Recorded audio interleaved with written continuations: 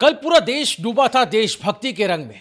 79वां स्वतंत्रता दिवस, वो दिन जब तिरंगे की शान ने आसमान को छू लिया। लाल किले की प्राचीर से प्रधानमंत्री नरेंद्र मोदी ने जब राष्ट्र को संबोधित किया तो पूरा हिंदुस्तान गर्व और जोश से भर उठा।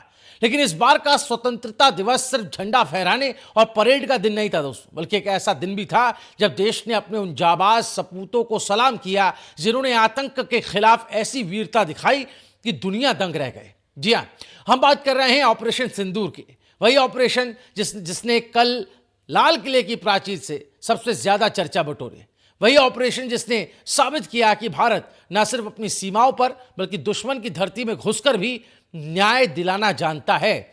कल पीएम मोदी ने अपने संबोधन में उस भयावह घटना को याद किया जिसने पूरे हिंदुस्तान को झकझोर दिया था। मुझे लाल किले की प्राचीर ऑपरेशन सिंदूर के वीर जाबाजों को सैल्यूट करने का अवसर मिला। 22 अप्रैल को पहलगाम में आतंकियों ने धर्म पूछकर कत्लेआम किया। बच्चों के सामने उनके पिता को गोलियां मारी गई, पत्नियों के सामने उनके पति को मौत के घाट उतार दिया गया।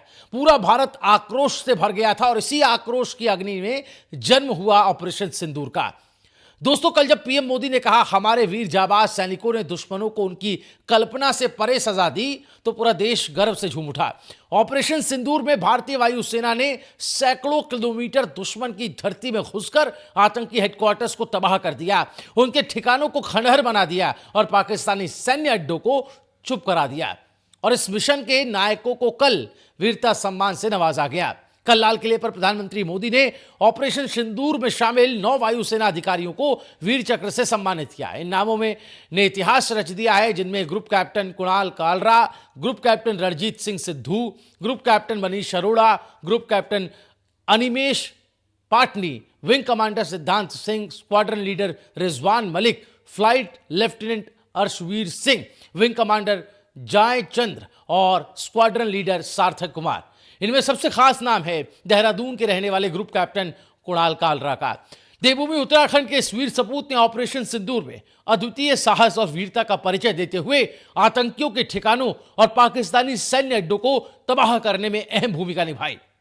कल ही मुख्यमंत्री पुष्कर सिंह धामी ने कुणाल कालरा को बधाई देते हुए कहा कि यह उपलब्धि सिर्फ कुणाल कालरा की नहीं है बल्कि पूरे उत्तराखंड की है। हम सबको उन पर गर्व है। दोस्तों, ये पहली बार नहीं है कि उत्तराखंड की धरती ने वीर सपूत दिए हों। कारगिल से लेकर गलवान तक हर युद्ध और हर मोर्चे पर उत्तराखंड के जाबाज जवानों ने देश की शान बढ़ाई है और कल का दिन इस कड़ी को और मजबूत कर गया। वीर चक्र सिर्फ एक पदक नहीं है, यह है उस त्याग की पहचान जो एक सैनिक देश के लिए करता है। यह उस मां की आंखों का गर्व है जिसने अपने बेटे को वर्दी पहनते देखा, और यह है उस मातृभूमि की पुकार जिसका सपूत कहता है मुझे जान से प्यारा है मेरा हिंदुस्तान। दोस्तों, कल जब ग्रुप कैप्टन कुणाल कालरा को वीर चक्र से नवाजा गया तो पूरा देहरादून, पूरा उत्तराखंड और पूरा भारत गर्व से गूंज उठा। 79वें स्वतंत्रता दिवस की गूंज अभी भी हमारे दिलों में है। कल हमने देखा कि कैसे आज़ादी का जश्न सिर्फ एक त्योहार नहीं बल्कि एक संकल्प भी बना।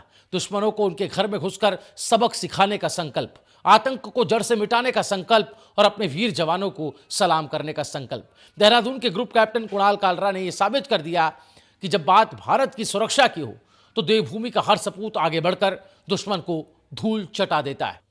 कुणाल कालरा को मिले इस सम्मान पर आपकी राय क्या है, हमें जरूर कमेंट कर बताएं। इस वीडियो को ज्यादा से ज्यादा शेयर करें।